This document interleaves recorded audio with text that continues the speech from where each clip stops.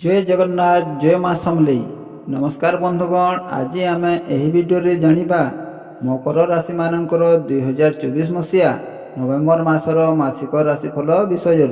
मासिक राशिफल ग्रह मानकर स्थिति और चलन को नहीं आधारित। ग्रह मानकर स्थिति और चलन आम जीवन में बहुत प्रभाव पकाई थाए, जहा फल केबे सुख आसी थाए तो केबे दुख मध्य माड़ी आसी थाए। तो बंधुगण, आम जानिबा 2024 मसीहा नवेम्बर मासर मकर राशि रे किपरि फलप्रद हेबो।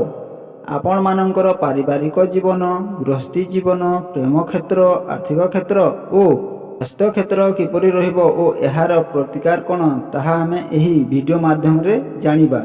भिडियोटी को बिना स्किप करी शेष पर्यंत निश्चित भाव में देखिए।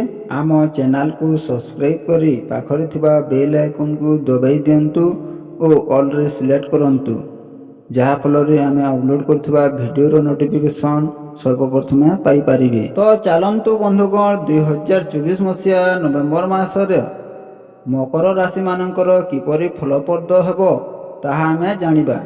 नवेम्बर मासरे प्रमुख ग्रह मानकर स्थिति विषय रे कहिबाकु गले राहु एक अनुकूल स्थिति रे देखा जाए।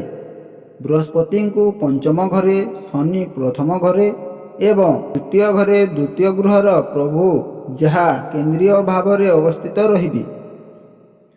केतु नवम घरे रहिबे, जहा अनुकूल बोली विवेचना करा जाए। एही मासरे कैरियर संबंधी ग्रह शनि आपणक उपरे कार्यचाप संभावना अछि। शनि स्थिति आपणक कैरियर संबंध में आपणक धैर्य एवं बुद्धि परीक्षा करिपारे।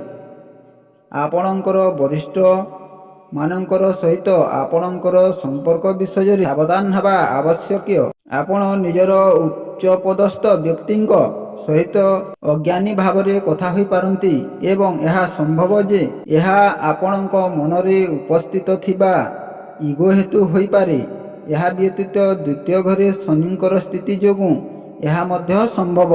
केतुंक स्थिति नवम घरे रहिबो, जेउथि पई आध्यात्मिक कार्यकलाप प्रति आग्रह बढ़ी पारे।